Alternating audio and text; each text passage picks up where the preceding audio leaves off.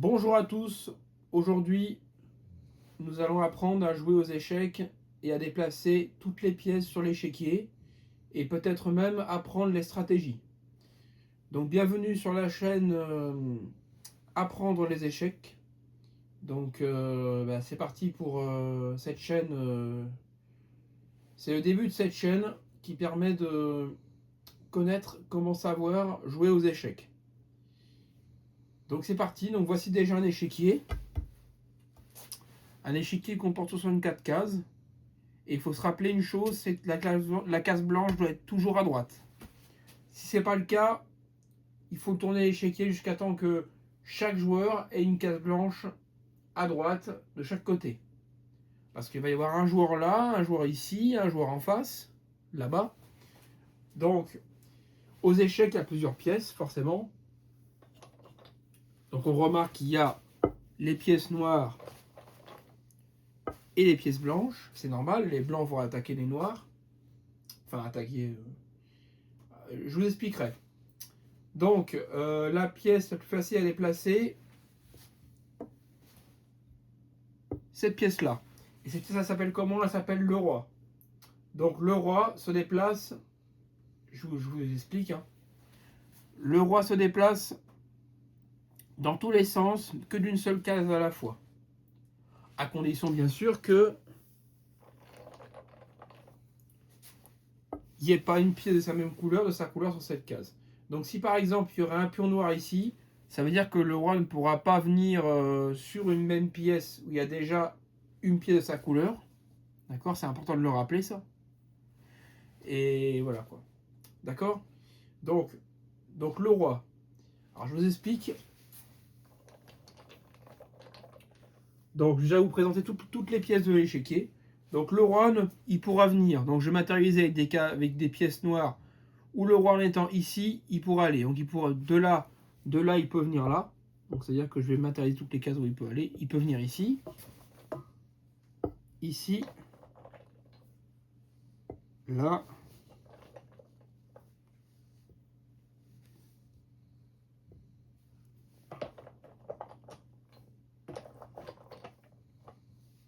Ici.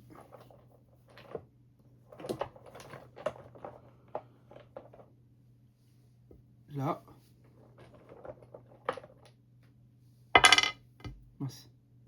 Là.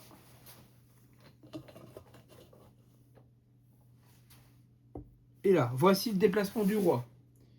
Donc je ne sais pas si on voit bien. Je vais vous montrer à la caméra. Voilà le déplacement du roi. Donc de là, il pourra venir sur ces 9 cases. Voilà comment il pourra se déplacer. Donc de là, il peut venir là, là, là, là. Tout ça où j'ai marqué une case. D'accord? Donc ça, c'est le déplacement du roi. Donc très simple. Que d'une seule case à la fois. Par contre, j'ai quand même placé des pièces blanches pour vous montrer. Vous voyez ici, on a deux pions là. Donc le roi étant ici, il peut venir les prendre. Donc si le roi étant ici, il peut venir prendre le pion blanc ici. Dans ce cas-là, ça enlève la pièce qui a été prise. Mais ça, je vous expliquerai tout à l'heure, quand on fera des prises sur l'échiquier. J'expliquerai tout à l'heure comment faire pour les prises. Déjà, le déplacement, c'est très important. Ensuite, donc le roi, on a vu le roi. On va mettre les pièces qu'on a vues ici. Donc, je vous présente les pièces. Voici le cavalier. Ça, c'est le fou.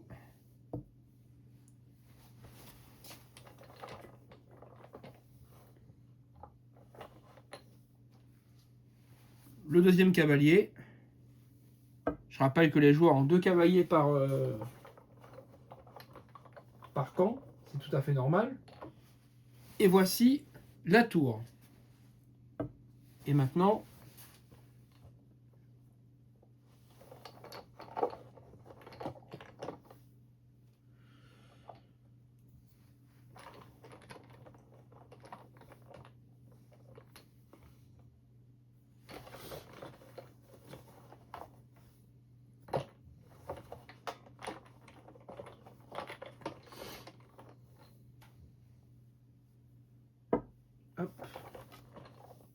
prends le temps juste pour sortir toutes les pièces de l'échiquier.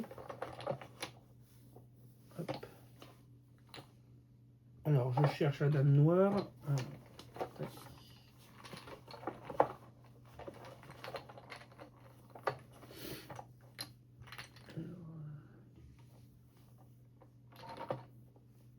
Voilà, donc. Et voici la dame noire. Alors, la dame noire est très spéciale. Puisque la dame noire, alors vous allez certainement être surpris, la dame, c'est la pièce la plus puissante du jeu. Et pour quelle raison? Bah, je vais vous montrer pourquoi. Je vais vous montrer pourquoi. Donc la dame, imaginons que la dame serait ici. Et bien la dame étant ici, elle peut vraiment tout faire. Sur les cases horizontales, verticales et sur les diagonales. Donc imaginons que la dame elle serait ici. Donc je vous montre avec la caméra. La dame en étant ici, donc bah, je vais pas remettre ces pièces là parce qu'après je vous montrerai les étapes ci-dessous. Donc la dame en étant ici, hop, je vous montre bien, hein, elle peut venir soit comme ça, soit comme ça, ou soit comme ça, ou soit comme ça. Donc vous voyez que la dame elle est vraiment très puissante et elle peut être très menaçante sur l'échiquier parce que quand même elle contrôle plusieurs cases. Donc la dame, maintenant je vais vous montrer un truc. En fait la dame c'est comme le roi mais toutes les cases qu'elle veut. Bah, attention, elle ne pourra pas se déplacer comme ça. Elle pourra venir comme ça.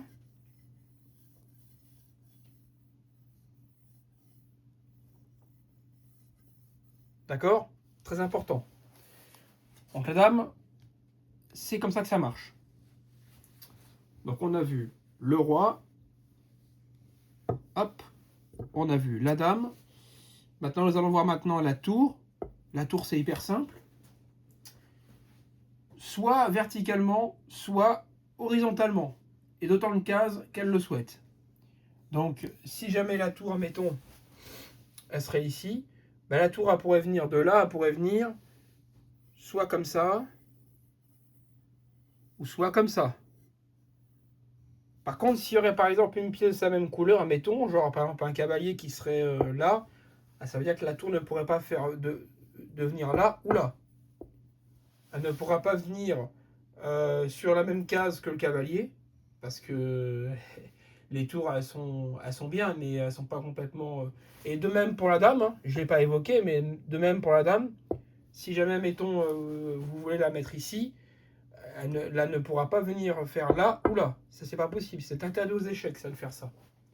Donc, elle pourra se déplacer comme ça, comme ça, comme ça. Donc, si, admettons, elle veut aller ici, il faut qu'elle se prenne en deux fois. Donc, de là, venir ici. Et ensuite, quand ça sera à nouveau son tour, de jouer, venir là. Donc la dame est particulièrement redoutable. Ensuite, la tour, donc pareil, la tour ne pourra pas venir sur son... Elle ne pourra pas venir en même temps ici, en même temps que le cavalier. Mais par contre, c'est vraiment sympa parce que la tour, en fait, c'est facile à se rappeler. La tour, en fait, c'est comme la dame, sauf que c'est un rang juste en dessous. Voilà, c'est tout.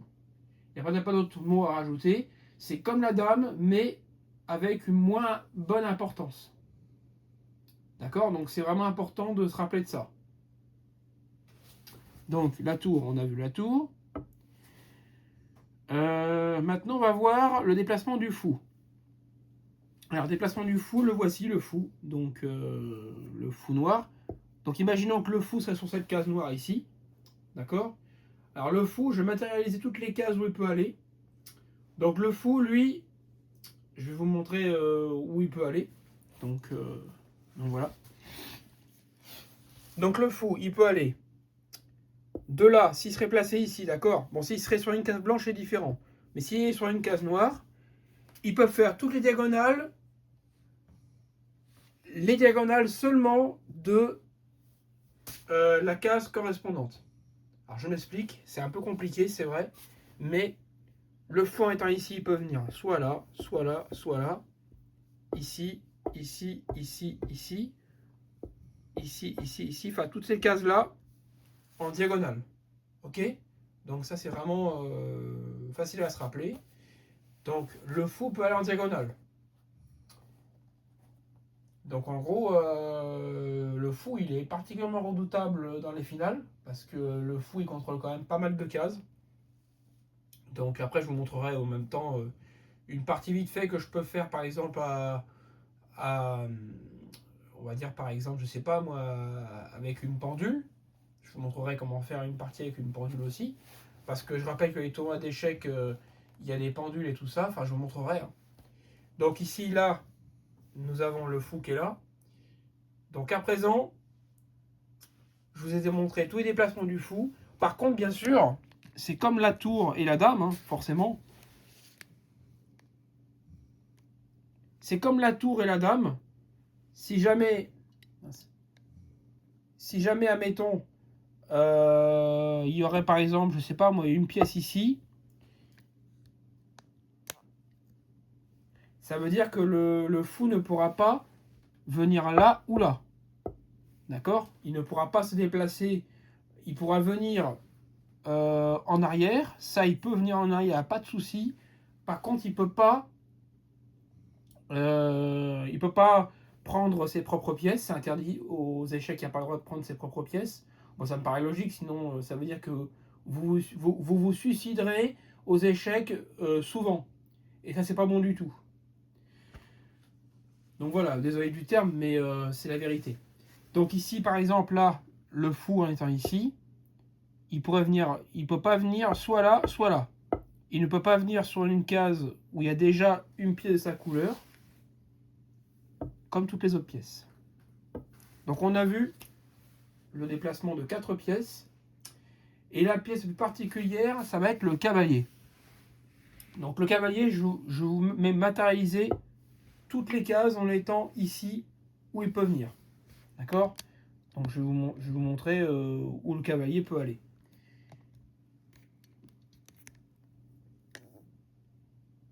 Hop, voilà, donc je vais vous montrer où le cavalier peut aller. Donc, ouais.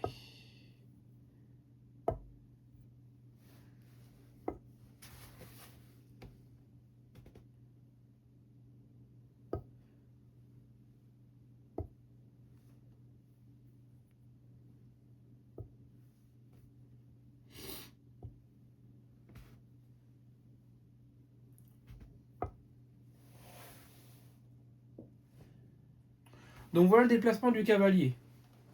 Alors vous allez vous dire, c'est énorme toutes les cases qu'il contrôle. Regardez un petit peu toutes les cases qui contrôlent le cavalier.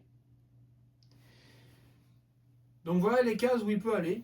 Donc il peut, de là, il contrôle 1, 2, 3, 4, 5, 6, 7, 8 cases. Donc vous voyez, plus une pièce se rapproche du centre, et plus ça peut contrôler de cases. Donc là, le cavalier, c'est un sauteur. Donc l'avantage, c'est que le cavalier, c'est pas comme la dame, la tour, etc. Le cavalier, lui, c'est un sauteur, donc il peut sauter par-dessus les obstacles. Donc si par exemple, il y aurait... on pourrait avoir autant de pièces qu'on veut là et ici. Toutes ces pièces-là ne l'empêcheront pas. Donc j'enlève ces deux pièces-là par exemple, de venir ici ou de venir là. Parce que je rappelle que le cavalier c'est un sauteur. Donc le cavalier, vu que c'est un sauteur, bah forcément lui il saute par-dessus les obstacles, il s'en fout, il va quand même sauter la case. Donc le cavalier il est particulièrement dangereux et je vous montrerai pourquoi tout à l'heure. Donc je remets les pièces correctement, voilà. Donc le cavalier, voici les déplacements du cavalier. Donc c'est plus compliqué certes à se rappeler, mais mémotechnique pour se rappeler. Après il n'y a pas vraiment de mémotechnique pour se rappeler pour le cavalier. Donc il faut simplement bien regarder la vidéo. Si vous avez mal compris ou quoi, vous repassez la vidéo et tout rentrera dans l'ordre. Et vous verrez un jour ça sera instinctif, ça sera vraiment instinctif, ça se fait tout seul quoi. Donc le cavalier en étant ici, donc il peut venir là, là, là, enfin toutes ces pièces-là. D'accord? Donc ça c'est vraiment important.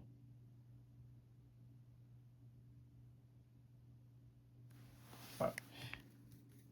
Donc on a vu le cavalier. Et puis je rappelle aussi que si jamais il y avait une pièce blanche, admettons, s'il y aurait par exemple une pièce blanche qui serait ici, et ben si jamais il y a une pièce blanche ici, admettons, et que le cavalier par exemple c'est au noir à jouer, ben les noirs ils ont juste à faire ça, et puis ça fait une pièce prise.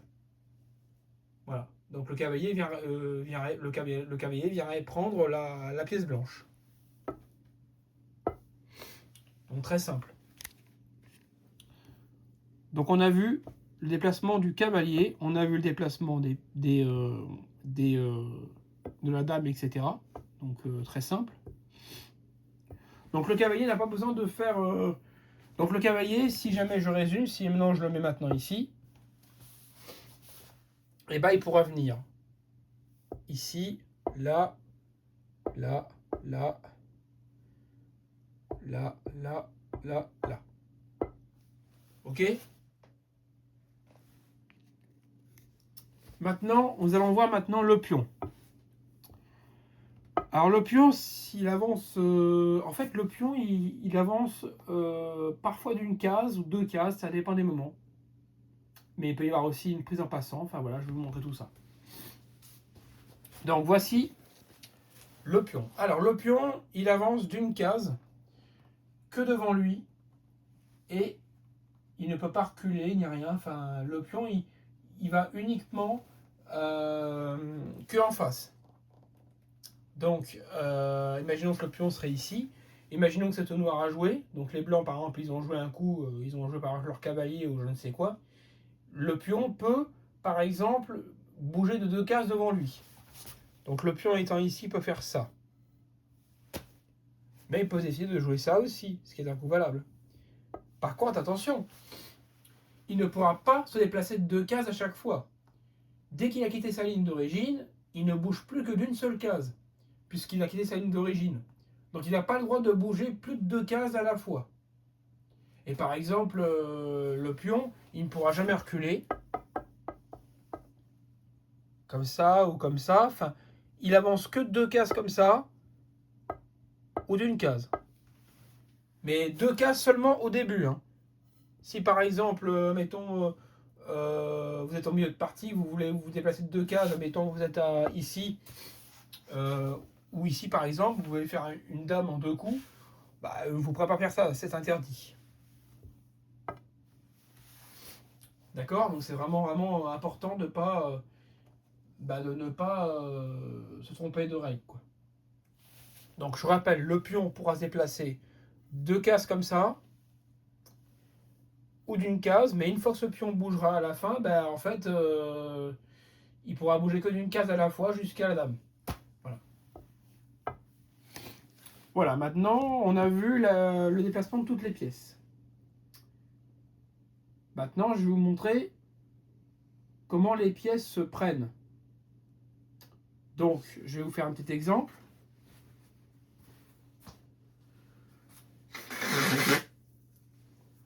Excusez-moi. Donc, un petit exemple de prise de pièces. Donc je vais vous faire un petit exemple. Par rapport au déplacement que je vous ai expliqué.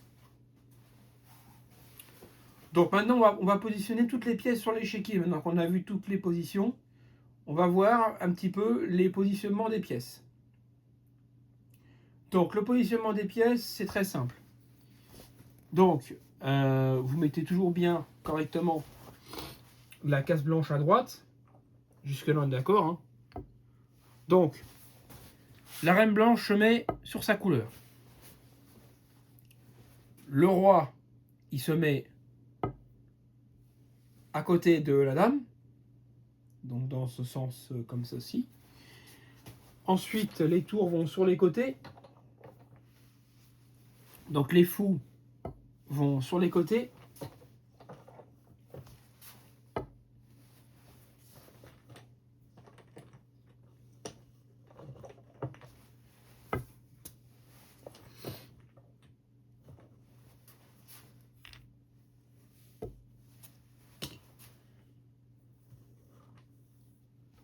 Ensuite, on positionne les cavaliers.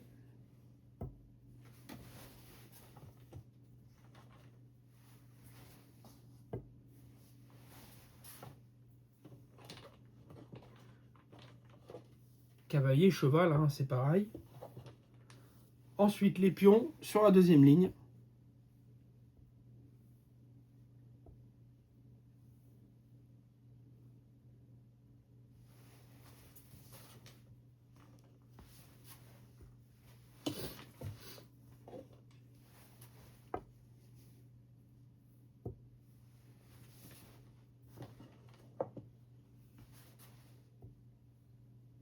Donc, les noirs, c'est pareil. La dame noire, hop, sur case noire. Les tours vont sur les côtés. Les cavaliers vont comme ceci.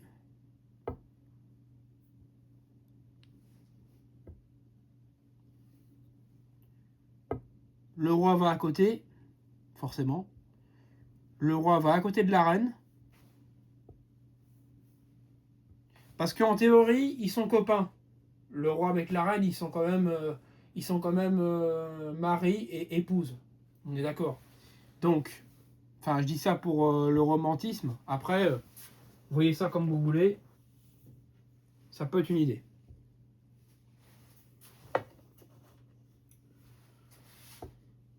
Voilà, et il manque 2 pièces. Donc, un pion là.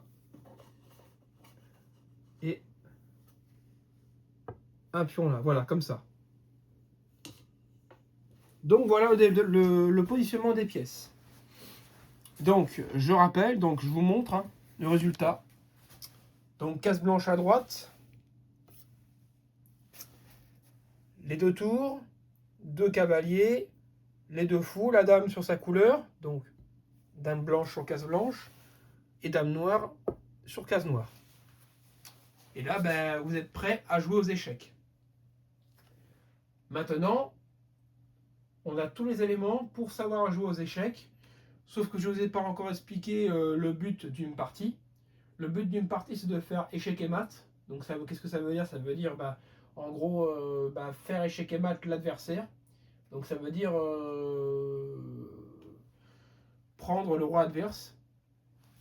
Donc, pour les noirs, c'est de capturer le roi blanc. Et pour les blancs, c'est d'aller capturer le roi noir. Avec la particularité que le roi ne se prend jamais. C'est-à-dire que la partie va être terminée avant la prise du roi. Donc, tant qu'un roi pourra échapper à une attaque, la partie continuera. Mais le jour où le roi sera attaqué, qu'il ne pourra pas se défendre du tout par rapport aux pièces adverses, eh ben, la partie sera terminée et on dira qu'il y a échec et mat. Donc je vous montrerai ça tout à l'heure. Donc on va faire un exemple maintenant de stratégie et de prise de pièces. Donc imaginons que c'est au blanc à jouer. Donc si c'est au blanc à jouer, admettons, donc forcément c'est toujours lui qui commence. C'est une convention internationale aux échecs. C'est celui qui a les blancs qui commence à jouer en premier, donc il joue une pièce. Et puis voilà. Donc je vous montrerai aussi le rock. Comment par exemple faire le rock. Donc je vous montrerai. Donc on va commencer par les pions. Donc quand ils sont sur la rangée de départ, donc là ils sont sur la rangée de départ, ils peuvent bouger de 2 cases devant lui. Par contre, la prochaine fois que ce pion bougera, il ne pourra bouger que d'une seule case. Donc il pourra faire ça, ça. Facile à se rappeler. Le cavalier, lui, il peut bouger dès le départ, puisque comme on a dit tout à l'heure, que le cavalier, il vient, on a dit qu'il venait, sauter par-dessus les cases. Donc vu qu'il saute par-dessus les pièces, toutes ces pièces-là ne l'empêcheront pas de venir ici ou de venir là. Parce que le cheval, il peut sauter par-dessus les obstacles. Pareil pour les noirs. Si jamais il y a des pièces comme ça, les noirs peuvent pas commencer par ce coup-là. C'est un coup valable. Mais ils peuvent décider de jouer par exemple E5 aussi. De voir un coup valable. Donc voilà. Et pareil pour l'autre cavalier, évidemment. Ils peuvent faire ça ou ça. D'accord? Donc ça, c'est vraiment très simple. Maintenant, je vais expliquer maintenant une petite partie pour vous montrer un petit peu les coups stratégiques et les coups qu'il ne faut pas faire. Donc je vais vous montrer les prises de pièces. Donc je vais vous partager ça dans une nouvelle vidéo. Donc rendez-vous dans la deuxième vidéo qui sera donc les prises de pièces. Comment les pièces se prennent. A tout de suite pour la suite.